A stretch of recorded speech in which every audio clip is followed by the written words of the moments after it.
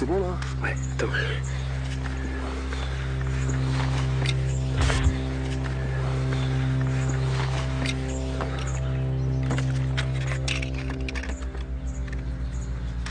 Rabat, Maroc, le 4 juin 2000. Joseph Tual, grand reporter à France 3, filme au petit matin cette parcelle de terre, grande comme un terrain de football. Des images prises à l'arraché et a priori sans valeur. Seul le journaliste qui enquête sur la disparition de Mehdi Ben Barka sait qu'elles ont un prix. Celui de la vérité. Une vérité qui, 50 ans après, obsède toujours autant.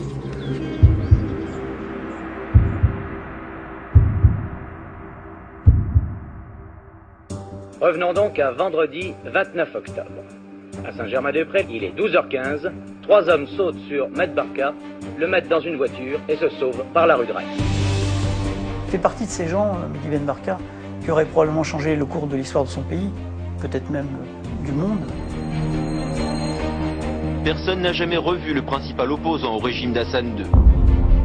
On ne sait toujours pas véritablement où il est, Mehdi Ben Barka. Qu'est-ce qu'il est advenu de son corps? Maintenant, il m'appartient de demander ce qu'il est advenu de mon frère. C'est pas possible que personne ne sache ce qui s'est passé. Ce qui s'est passé n'a rien eu que de vulgaire et de subalterne. Ça met en cause des États, des services de renseignement. Plein de gens ont intérêt à ce que la vérité ne sorte pas. Depuis 16 ans, nous cherchons la vérité. Et jusqu'à aujourd'hui, on peut dire qu'on ne la connaît pas. Si au bout de 50 ans, on continue encore à réclamer la vérité, ça veut dire que ce deuil est encore à faire. Le minimum est quand même de savoir ce qu'a été peut-être un scandale d'État, et au Maroc et en France. L'obsession de cacher la vérité, c'est juste une obsession de garder le pouvoir.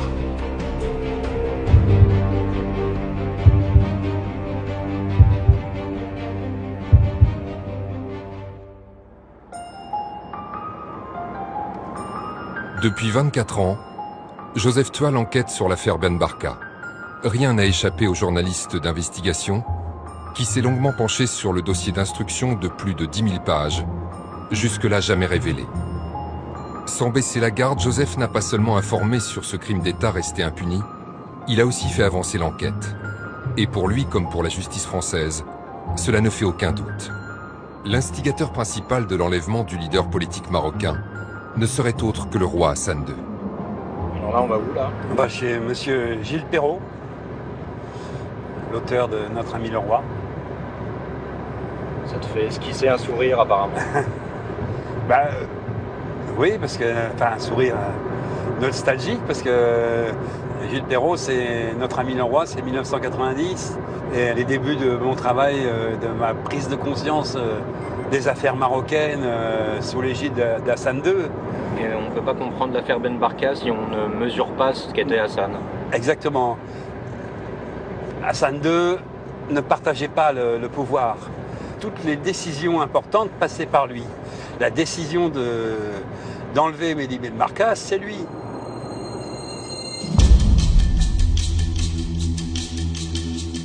Le vendredi 29 octobre 1965, Mehdi Ben Barka, homme politique influent et leader tiers-mondiste à la stature internationale, a rendez-vous à la brasserie Lippe, boulevard Saint-Germain, avec le cinéaste Georges Franju. Un truand qui s'improvise producteur pour l'occasion leur a demandé de réaliser, avec l'aide de Marguerite Duras au scénario, un film sur la décolonisation. Aucun d'eux ne le sait encore, mais ce film ne se fera jamais. Il s'agit en réalité d'un piège machiavélique qui aurait été ordonné par Hassan II pour faire venir à Paris Mehdi Ben Barka, son principal opposant politique. Un piège orchestré par des membres des services secrets marocains, avec l'aide de truands notoires et de policiers français.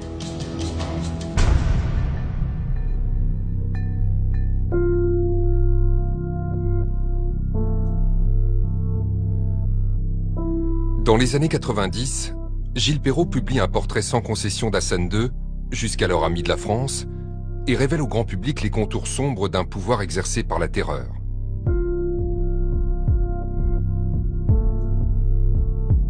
C'est à travers cet ouvrage que Joseph Toile découvre, comme des milliers de lecteurs, la face cachée du monarque marocain, capable des pires atrocités.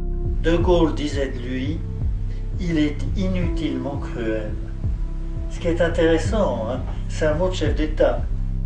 Révolution de palais, corruption, répression, torture, exécution sommaire.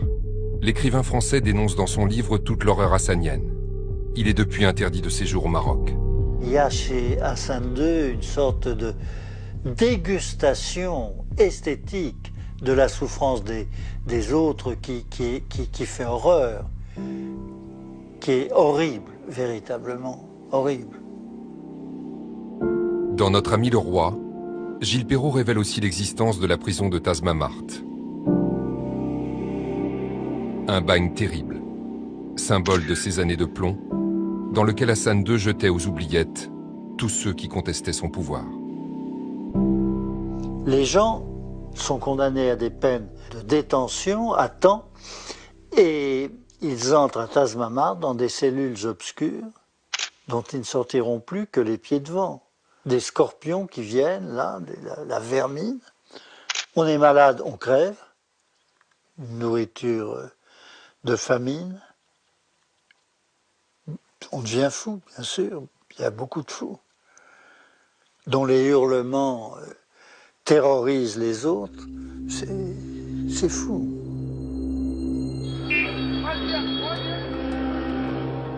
Début des années 60 au Maroc. Période post-indépendance.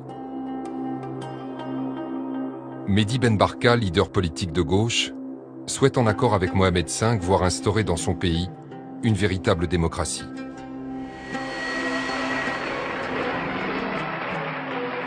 En 1961, Hassan II succède à son père et marque une rupture. Pas question pour le jeune souverain de partager le pouvoir.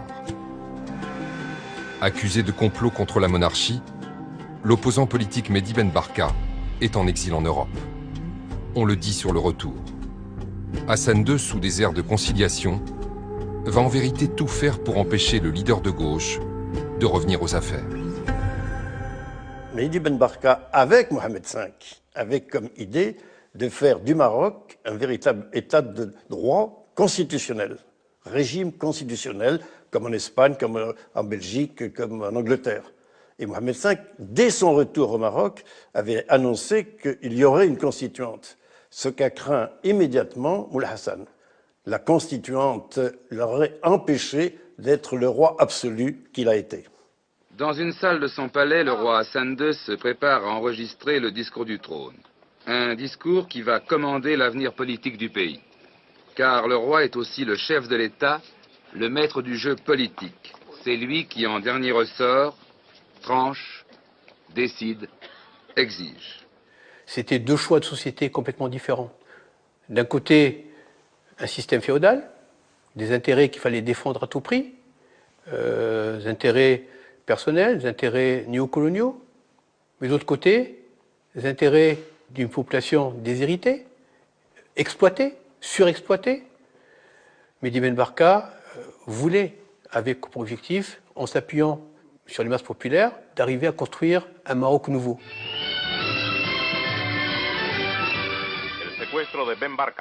Un Maroc nouveau, mais aussi un monde nouveau.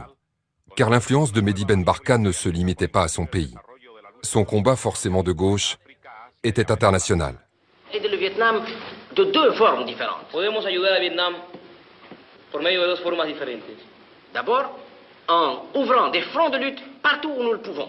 Donc chacun de nos peuples, en luttant contre l'impérialisme, aide le Vietnam. En 1965, Hassan II a pris la succession du trône au Maroc. Toujours en exil, Mehdi Ben Barka prépare aux côtés des grands leaders tiers-mondistes la fameuse tricontinentale qui va avoir lieu à Cuba. Une organisation regroupant toutes les forces anti-impérialistes, les peuples et leurs dirigeants, souhaitant accéder à l'indépendance ou poursuivre la décolonisation. C'était quelqu'un qui, dans le jeu international, comptait. Il côtoyait tous les grands leaders de l'époque, Mao, Ho Chi Minh, Fidel Castro ou d'autres, même sur l'échiquier mondial, dans le rapport Nord-Sud, Est-Ouest. C'était une personnalité qui comptait. Il y avait, si vous vous souvenez de l'époque, dans les années 60, une opposition entre les Russes l'URSS et les Chinois. Donc amener les deux à pouvoir se rassembler à une troïka continentale, Mehdi n'a pu l'obtenir qu'en disant ce n'est pas les États qui vont venir, ce sont les peuples. Señor El Mahdi Ben Barka, presidente del comité preparatorio de la primera conferencia tricontinental. Militant pour la démocratie, Mehdi Ben Barka dérangeait le pouvoir de son pays. Et sur le plan international, son engagement en faveur des mouvements de libération du tiers-monde a fait de lui un homme à abattre. Le 29 octobre, au moment de son enlèvement, il présidait le comité préparatoire de la tricontinentale, conférence qui devait réunir les peuples d'Afrique, d'Asie et d'Amérique latine pour mettre sur pied l'organisation de la solidarité des peuples de ces trois continents pour combattre les exploiteurs du Sud, l'impérialisme, le néocolonialisme et la réaction. Il est très vraisemblable, nous n'avons pas encore la preuve, mais que les Américains, les États-Unis, qui ne tiennent pas du tout à voir Mehdi Ben Barka venir à la tricontinentale le 10 janvier 1966, vont faire en sorte de donner le feu vert pour que, effectivement, le roi fasse organiser l'enlèvement de Mehdi Ben Barka.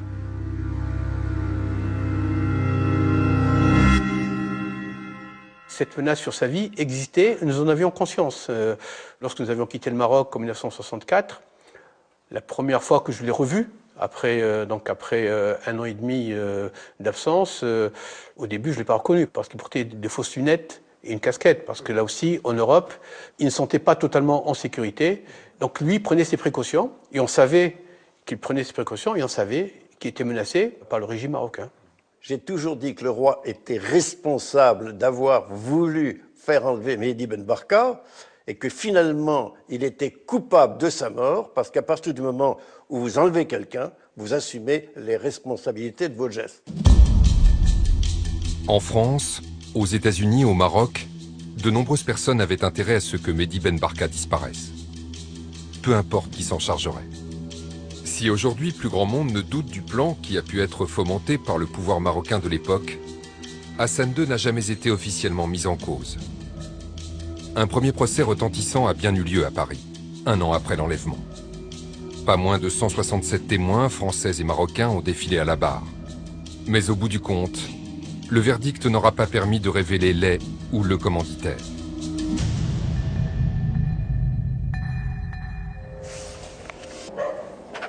En 2005, pour les besoins de son enquête, Joseph Tual rencontrait pour la dernière fois Antoine Lopez, dit Savonnette, le personnage principal de l'affaire Ben Barka, côté français.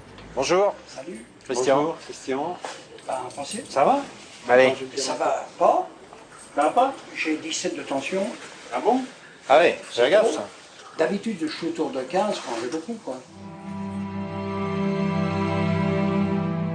Cet ancien informateur des services secrets français, également à la botte des Marocains, connaît tous les protagonistes mis en cause. Il est un des seuls à avoir été condamné à de la prison ferme pour sa participation avérée à l'enlèvement. Je me mets là parce que ça fait plus clair, non? Comme tu veux, Antoine. En amont de cette interview jamais diffusée, sans se rendre compte que la caméra tournait déjà, Antoine Lopez faisait quelques révélations à Joseph Tual. Tu sais qui était le chef de tout ça? Hassan II. Hassan II, bah, exactement. Sûr, ouais. Et c'était un roi. Bah, oui. Si j'avais su que j'allais faire de la tôle, je m'en fous, j'aurais pris du pognon. Parce que Ben Barka, c'était quand même un fouille-merde, hein, au Maroc. Et Hassan II, c'était son ennemi. Il voulait virer, mais Hassan II, Ben Barka, il était capable, hein, parce qu'il avait beaucoup de partisans au Maroc. Alors, après, ils ont voulu, les autorités françaises, tout mélanger, apaiser la chose, en me tapant sur la gueule, sans raison. Enfin, ça arrive. Hein. Qui c'est qu'ils ont envoyé en cabane? Mézig. Pas eux. Aucun Marocain. Et pourtant, ils circulaient dans Paris. Alors, disons, s'il y avait quelqu'un qui avait de l'intérêt à faire quelque chose sur Mehdi, c'était les Marocains. Parce que Hassan II jouait sa place. Hein. Antoine Lopez a été condamné en 1967 pour arrestation et séquestration illégale à 8 années de prison. C'est lui qui avait fait le plus de prison dans ce dossier. Il a beaucoup menti, par omission, directement. Il a toujours cherché à minimiser son rôle, mais bon, maintenant il arrive à un âge assez important et je crois qu'il est moins vaillant, on va dire.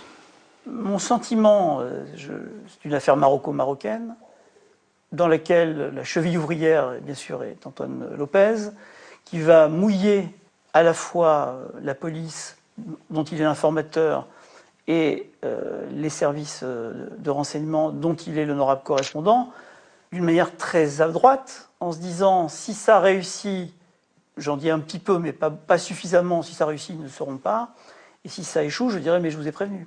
C'est ce qui s'est passé. Les années ont passé, certains protagonistes ont beaucoup vieilli. D'autres sont morts de façon mystérieuse.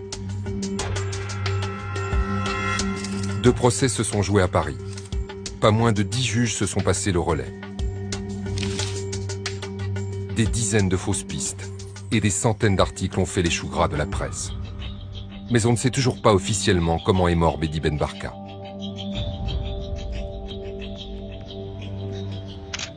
Sur les circonstances de l'enlèvement, peu de mystère. Le dossier d'instruction a pratiquement tout révélé. Mehdi Ben Barka avait un rendez-vous ce jour-là à la brasserie Lippe. Il a été interpellé sur le boulevard Saint-Germain, sans violence, par 2 policiers français. Il était avec eux dans une voiture où l'attendait le fameux Antoine Lopez, un truand notoire. C'est alors que le piège s'est refermé sur Mehdi Ben Barka. Un piège pour le ramener vivant au Maroc et lui régler son compte au pays. Sa mort sur le sol français serait en quelque sorte un accident. Au bout de quelques heures, Mehdi Ben Barka de lui-même a dit « Moi, je ne vois pas votre personnalité venir, ça suffit, je m'en vais ». Et Georges Bouchèche se serait interposé et il y aurait eu une rixe. Le dernier témoignage en date sur procès-verbal dit que Georges Bouchèche l'aurait étranglé, ou du moins serré tellement fort que Mehdi Ben Barka serait décédé des suites de cette rixe. Cette version des faits, Joseph Toile n'est pas le seul à la donner. C'est la thèse privilégiée dans le dossier d'instruction.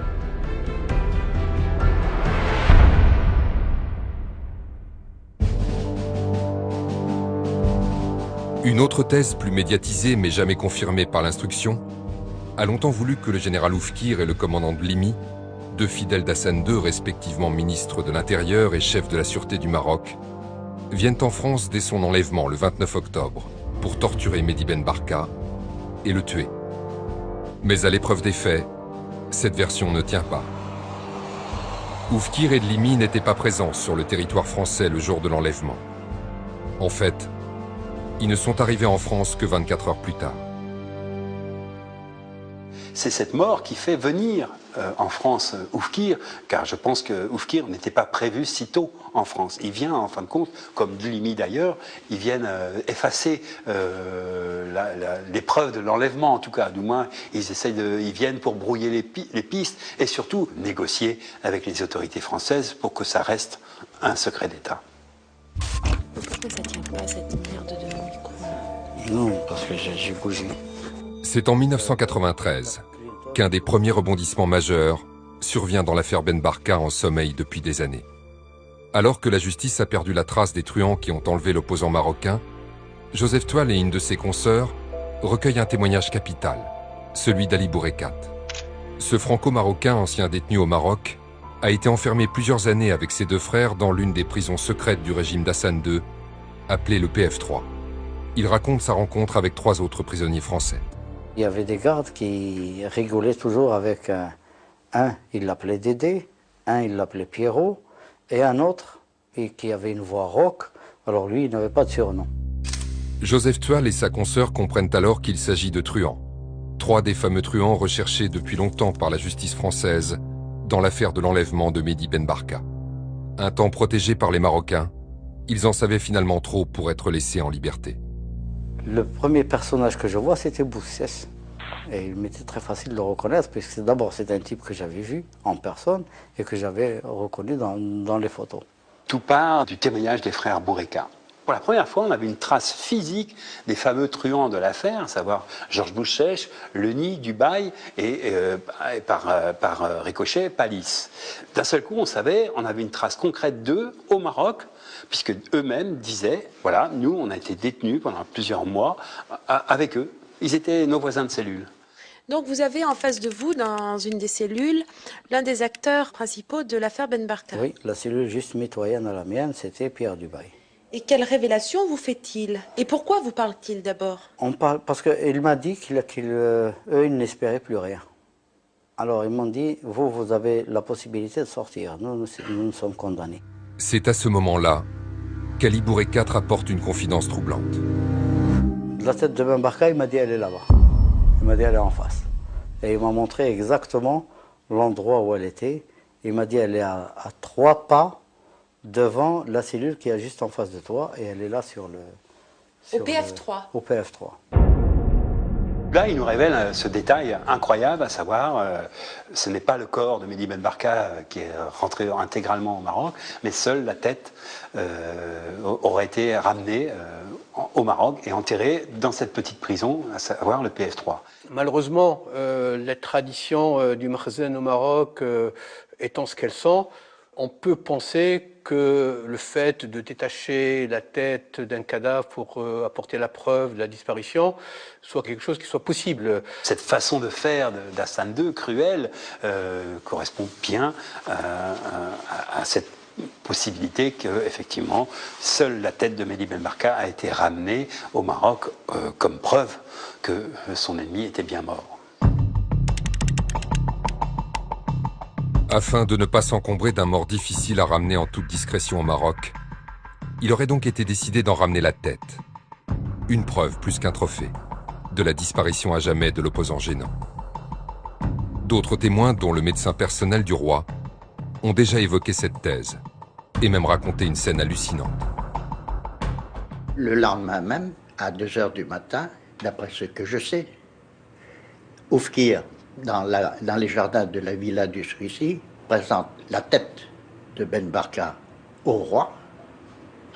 Et ensuite, cette tête est enterrée dans les jardins de la villa Bir Rami, où était enfermé Ali Bourrekat. Une trame médiévale que la justice française prend aujourd'hui très au sérieux. Aucune thèse n'est folle, à vrai dire. Il faut juste pouvoir les vérifier, mais il y a toujours ces fausses pistes, ces rumeurs. Donc il faut toujours examiner sous l'angle de la recherche d'indices et de preuves. Dernièrement, dans la presse israélienne, on a parlé que le Mossad aurait aidé à enterrer les restes de mon père dans une forêt du côté de Saint-Germain. Un coup c'est le Mossad, un coup c'est la CIA, un coup il a été brûlé, il aurait été incinéré. On a même parlé de l'enterrement du cadavre de mon père sous une mosquée à Ivry. Combien de personnes sont venues à mon cabinet ou m'ont téléphoné en disant on va parler, écoutez, vous pouvez demander à la famille de Ben Barka de nous donner 5 millions, on va vous dire ce qui s'est passé, enfin, des trucs ahurissants. Tant qu'on n'aura pas creusé, fait des fouilles au PF3 pour savoir s'il y a quelque chose au PF3, s'il y a quelque chose ou pas, et s'il y a quelque chose, les restes de qui sont enterrés au PF3. Tant qu'on n'aura pas des réponses sur cet aspect-là, pour l'instant, ça reste une hypothèse. Vérifier chaque piste, chaque rumeur, quelle qu'en soit la teneur, sous l'angle de la recherche d'indices. Joseph Toile se met donc en quête d'éléments sur cet endroit, le PF3. Une prison secrète où Ali Bourrekat affirme avoir rencontré les 3 truands français liés à l'affaire Ben Barka.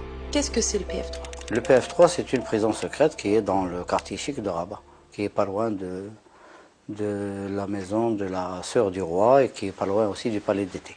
Cette prison, c'est en plein Rabat à l'époque, et eux, ils l'appelaient, ils l'ont toujours appelé ça comme ça, le PF3, 3 lettres pour dire P point, F pour fixe, et 3 parce que c'est le 3e point suivant la tournée de surveillance des policiers. Et le PF3, c'était tout l'enjeu de leur témoignage, c'est pour le crédibiliser. Effectivement, ils disent qu'ils ont rencontré les truands dans cette prison, mais ce n'est que leur parole, il faut crédibiliser ce témoignage et je me suis mis en quête de retrouver cet endroit et surtout surtout de le filmer. Nous sommes en juin 2000. Mohamed VI est au pouvoir. Son père Hassan II est mort depuis 1 an, mais rien ne fait avancer le dossier Ben Barka. Après avoir enquêté au Maroc et recoupé ses indices, Joseph Toile repère le fameux PF3, la prison des frères Bourekat. Faut que je m'arrête ou pas? Non, vas-y. Doucement, tout doucement. Sous ces gravats, on pourrait retrouver d'après eux la tête de Mehdi Ben Barka. Les restes des truands français que le pouvoir marocain aurait finalement fait taire. Et sûrement d'autres secrets liés à la dynastie chérifienne. Mais tous ceux qui ont tenté de s'approcher de cet endroit hautement sensible vont le payer.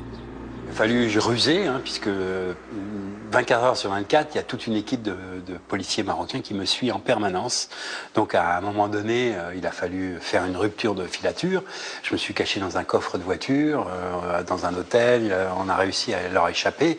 Et j'ai passé une nuit chez quelqu'un. Et le lendemain matin, aux aurores, il doit être 6h30 du matin quand je passe le mur. Est-ce que c'est bon là? Ouais, attends.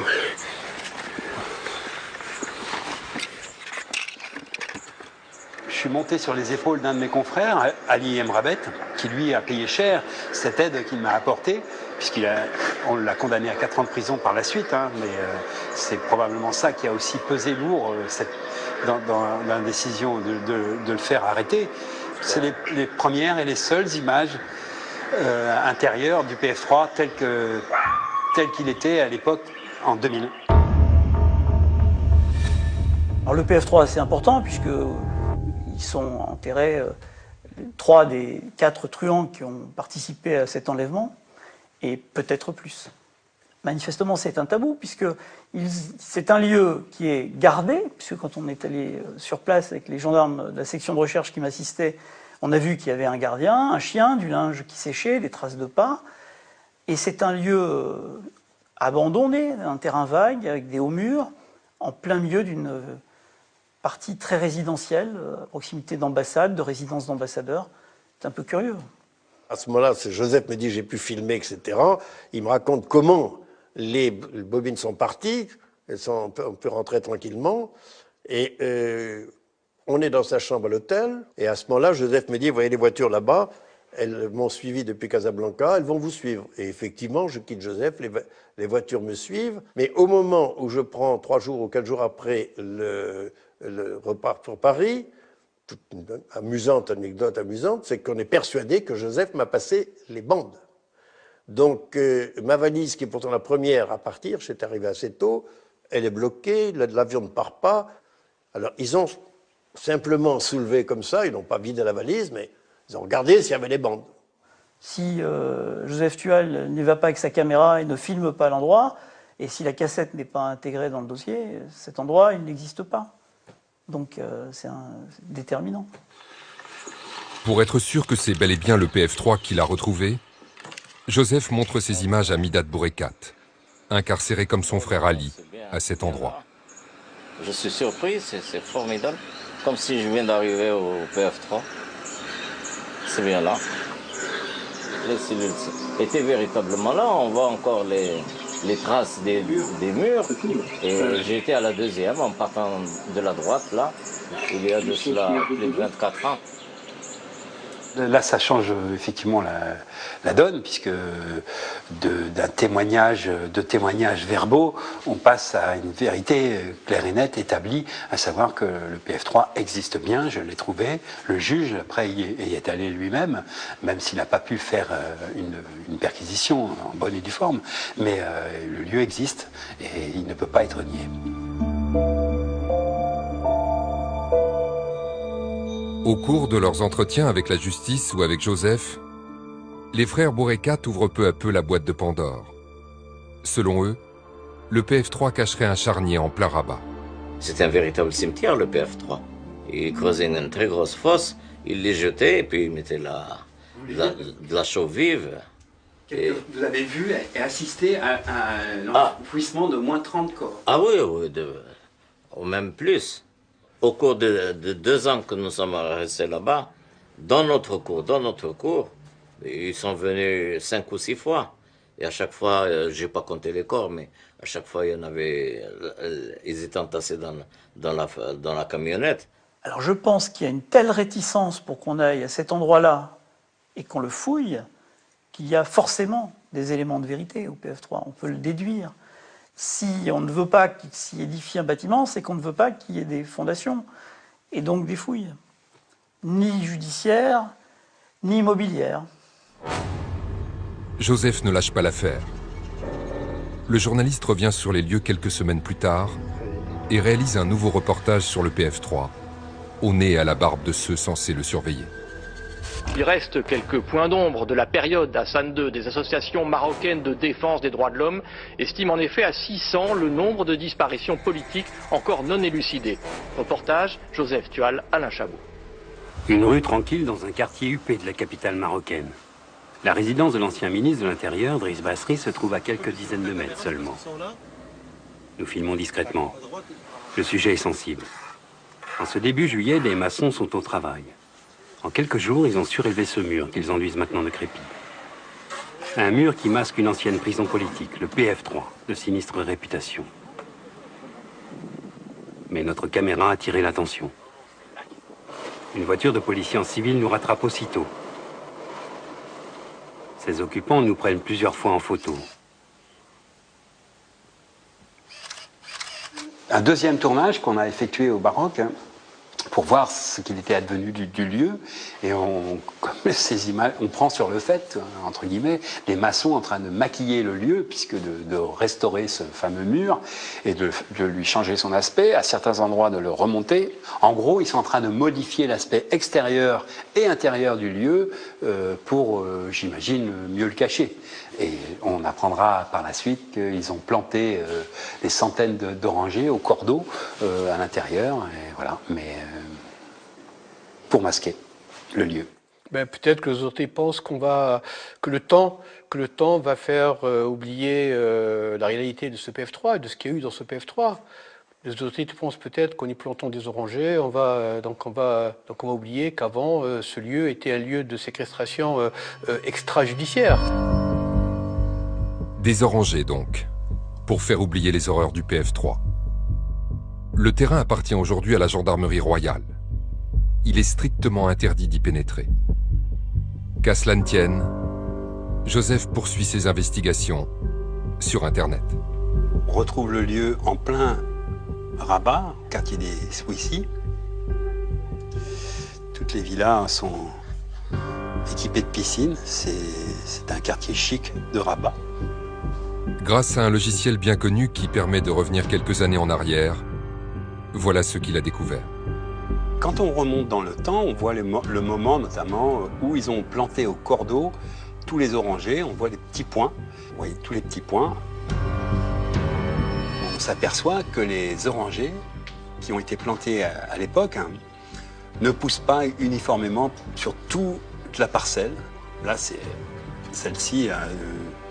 Janvier 2014, elle est vraiment parfaite parce qu'avec le jeu d'ombre, on voit bien les orangers se développer normalement à la gauche de la parcelle et tout au fond, ça marche pas du tout. D'après les spécialistes contactés, seul de la chaux vive serait capable d'un tel résultat. La découverte fait froid dans le dos. À chaque fois qu'ils enterraient des cadavres dans cette ex-prison, ils mettaient de la chaux vive. Et on voit très bien qu'aux endroits où on nous a indiqué la présence de tombes, de charniers, enfin de corps, ça pousse pas. Voilà. C'est une démonstration par l'absurde. En voulant maquiller l'endroit, ils l'ont au contraire souligné, puisqu'on voit très bien maintenant les zones où les corps ont été enterrés, et c'est manifeste, quoi. Et en tout cas, c'est impossible de cacher ça, quoi, autrement que d'empêcher tout accès à cet endroit. En 2001, alors que la justice française cherche à en savoir un peu plus sur ce PF3, l'affaire Ben Barka est subitement relancée par les pseudo-révélations d'un certain Ahmed Boukari, soi-disant ancien membre des services de renseignement marocains. Sur la base de l'article choc de l'Express publié en 1966, cet homme accuse Mohamed Oufkir, ex-bras droit de Hassan II, d'avoir poignardé Mehdi Ben Barka et fait dissoudre son corps dans une cuve d'acide. Schéma à l'appui. L'acide, c'est du cinéma. Un corps, pour disparaître, même dans l'acide, c'est plusieurs mois, parfois 8-10 mois, d'après les spécialistes de ces produits. La cuve d'acide très cinématographique ne convainc pas grand monde. Par ailleurs, Boukhari va commettre une erreur. Depuis son témoignage choc dans le journal Le Monde, Joseph Toile a des doutes sur la crédibilité de ce soudain témoin sorti de nulle part. Son flair va l'amener à le confondre, un an plus tard, lorsque Boukhari décide de raconter sa version des faits dans un livre. Dans sa hâte à le faire publier, Ahmed Boukhari envoie son manuscrit tous azimuts à différents journalistes. Problème, il écrit dans l'un d'entre eux qu'il était à Rabat le jour de l'enlèvement et dans un autre qu'il se trouvait à Paris. Pourquoi changer de version? Quelle est la bonne? Joseph propose à un de ses confrères d'aller l'interroger au Maroc. Joseph Toile m'a dit qu'il avait lu en partie votre manuscrit. Je trouve que c'est intéressant. Donc certainement. Il sait que dans votre manuscrit, il écrit des choses particulières, avec en petits carreaux, donc à la main, etc. Dans ce manuscrit, lui, il a lu que vous étiez à Paris. Non. Et vous dites que vous étiez à Paris. Non, non, c'est pas vrai. C'est pas vrai, ça. Il me dit, je l'ai lu, et il m'a montré les parties où il y a marqué, il y avait quelqu'un qui était chargé de la surveillance de bouche sèche, et c'était moi. Non, c'est pas vrai, ça. Mis face à ces contradictions, le prétendu témoin perd ses moyens. Ça, je ne veux pas parler de ça. Je vous l'interdis complètement de parler de ça. De parler de quoi? De ce que vous venez de dire. Je vous prie d'arrêter ça, de ne pas filmer ce que je dis actuellement. D'accord. Voilà, et je vous demande d'arrêter tout de suite. Mais vous avez eu suffisamment de... Bien sûr, non, mais moi je voulais simplement... Je vous demande d'arrêter immédiatement. Voilà. Parce que Joseph nous a dit que... Voilà, je vous demande d'arrêter immédiatement. C'est une interview qui n'a jamais été diffusée, malheureusement. Et son attitude pendant l'interview, là, est-ce qu'elle... elle est claire, il ne veut surtout pas qu'on en parle de ces deux versions, parce qu'effectivement, ça fait tomber tout son témoignage. Enfin, c'est pas possible, le don d'ubiquité n'existe pas, jusqu'à preuve du contraire, il ne pouvait pas être à Rabat et en France en même temps. Le mensonge de Boukhari discrédite totalement son témoignage. L'homme a-t-il été manipulé par les services marocains pour faire oublier les mystères du PF3? Il n'empêche. L'obstination des autorités marocaines à dissimuler la vérité ne décourage ni Patrick Ramael, ni Joseph Toile. Des témoins liés de près à cette affaire sont encore en vie au Maroc. Le juge et le journaliste vont les identifier. Larbi Chtouki. Son nom est cité dans quasiment toutes les pages du premier dossier d'instruction. C'est lui qui aurait recruté, organisé et synchronisé l'enlèvement de Mehdi Ben Barka. Et pourtant Chtouki, c'est le fantôme de l'histoire. C'est celui que personne n'a jamais retrouvé. Et pour cause, ce n'est pas sa véritable identité. Il s'appelle en fait Miloud Tounsi. C'est un ancien commissaire des services secrets marocains. Les enquêtes concomitantes de Joseph et du juge Ramael vont permettre de le démasquer en 2005, 40 ans après les débuts de l'instruction. Vous avez reconnu Monsieur Miloud Tounsi, hein, oui. qui se faisait appeler à l'époque Chtouki. Donc pour vous, Chtouki, c'est Miloud Tounsi.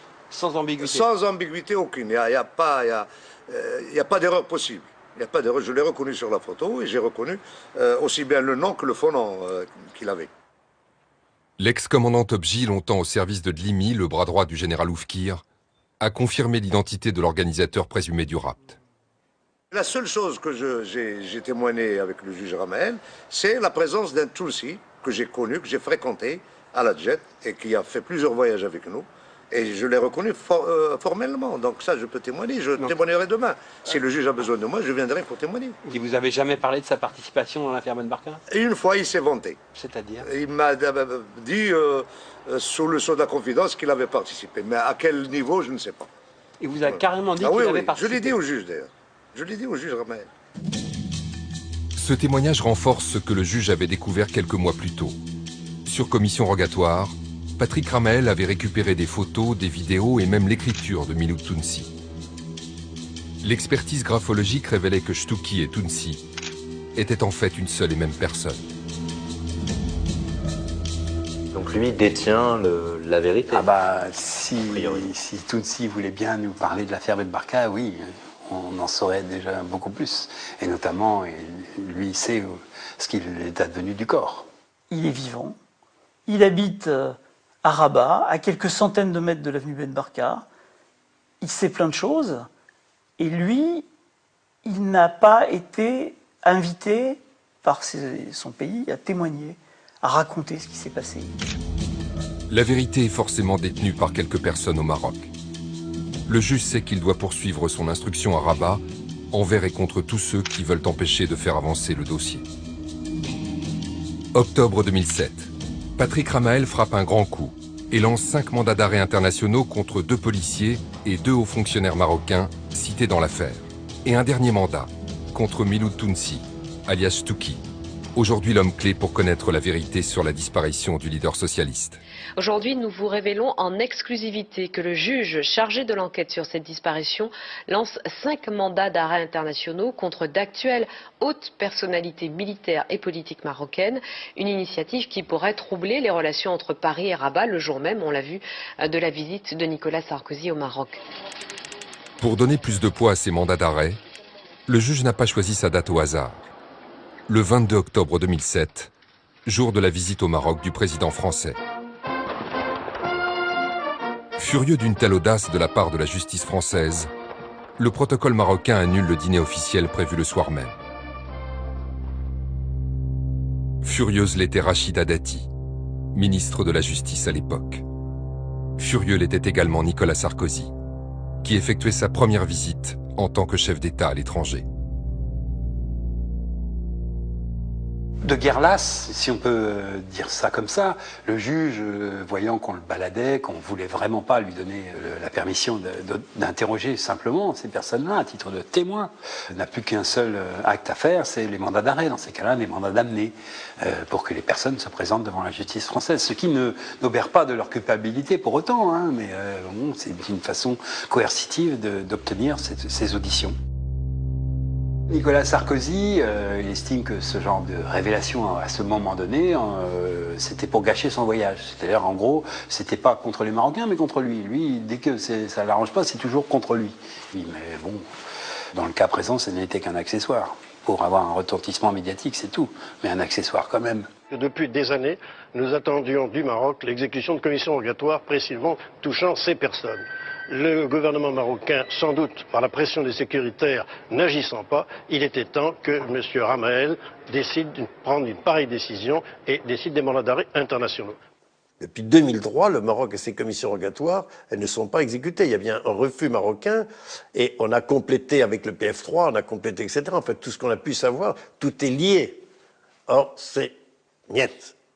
2003, 2005, commission rogatoire, renouvelée, plusieurs reprises, rien. Peu avant de quitter mes fonctions, j'ai fait une démarche inhabituelle pour moi, qui était d'aller rencontrer un haut responsable du Parti socialiste pour faire passer le message au président Hollande en lui disant que la France se grandirait à faire que la vérité avance, que des pressions soient exercées auprès des autorités marocaines et que les mandats d'arrêt, première démarche juridique simple, soient diffusés. Et je m'attendais à peut-être un plus grand enthousiasme de la part de mon interlocuteur, qui a transmis, m'a-t-il dit, mais je ne crois pas avoir aperçu que les mandats d'arrêt avaient été finalement diffusés. Donc je crois que cette démarche a été inutile. On voit bien que notre action, qui a duré, donc cette action de ces comptants, pour empêcher le dossier, pour empêcher l'étouffement du dossier, pour continuer à se battre pour connaître la vérité, cette action gêne. Ni le Maroc ni la France ne tiennent à faire avancer ce dossier. Au contraire, il y a comme une obstination à bloquer son instruction.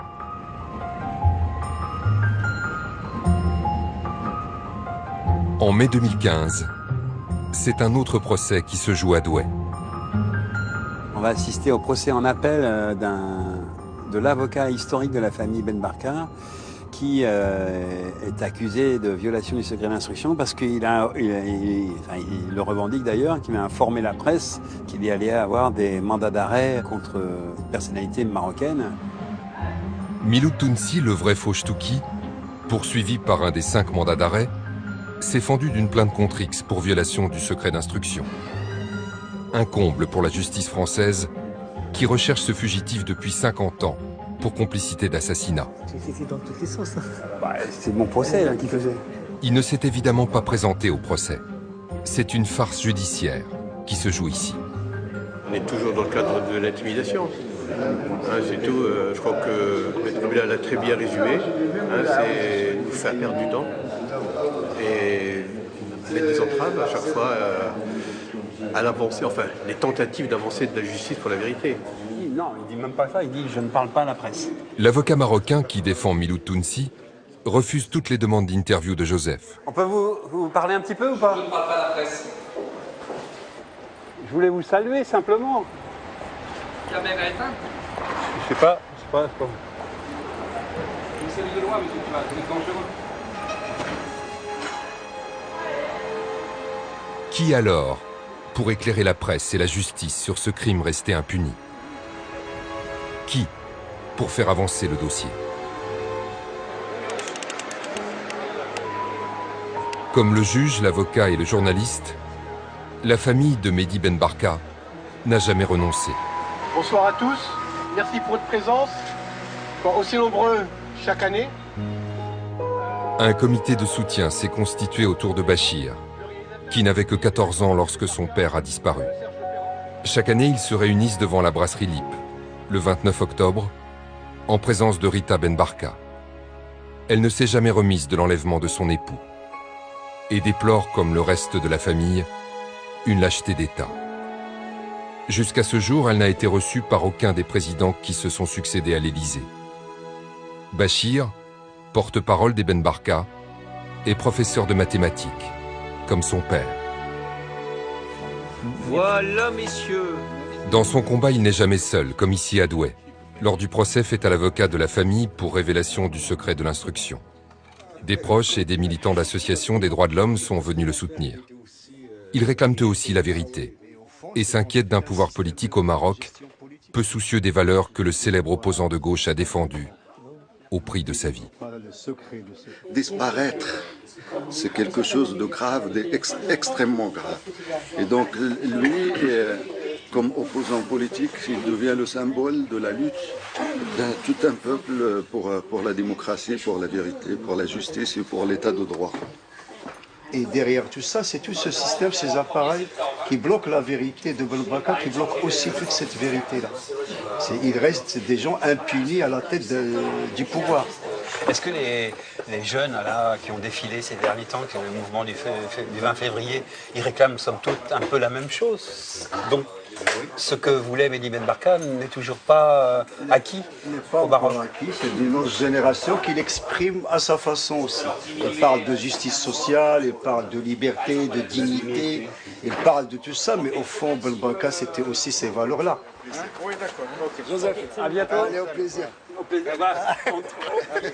On aura quelques procès encore, je pense. Il n'y a pas de souci. On est là. Allez, au revoir. Est-ce que je vais en vouloir à des truands, des minables, qui, peut-être même sans savoir ce qu'ils faisaient, ont contribué à mettre fin à la vie, donc à stopper un espoir, pas seulement pour l'espoir du Maroc, mais un espoir pour le tiers-monde. Est-ce que je vais en vouloir à des hommes politiques qui ont accepté qu'un crime soit commis sur le territoire français? Pour en vouloir à quelqu'un, il faut d'abord savoir à qui on vouloir. Pour savoir à qui on vouloir, il faut déjà connaître la vérité. Si j'ai des regrets, c'est de me battre aux côtés de la famille Ben Barka, qui se bat admirablement depuis, c'est de ne pas avoir la vérité. Et surtout, moi, ce qui me choque profondément, c'est d'avoir en face de nous des lâches, incapables. Comment est-ce que ces gens n'ont pas le courage, 50 ans après, de venir dire la vérité et de dire à Madame Ben Barka, oui, effectivement, voilà ce qui s'est passé. Et Mehdi a été enterré à tel endroit. Le rôle d'un journaliste, c'est d'informer. Et bien, une fois que j'aurai trouvé, je pourrai informer correctement, avec des preuves, des faits concrets, des faits simples. C'est pas de la colère, c'est de la tristesse de voir que dans un système judiciaire français, n'est pas aidé pour faire avancer la vérité sur une affaire et que dans quelques années, il sera trop tard. Parce que les protagonistes, c'est ce qu'on veut, ils vont mourir forcément. Je crois qu'avec un peu plus de courage de la part des autorités politiques marocaines, françaises, on pourrait peut-être un jour aller se recueillir sur la tombe de Mehdi Ben Barka.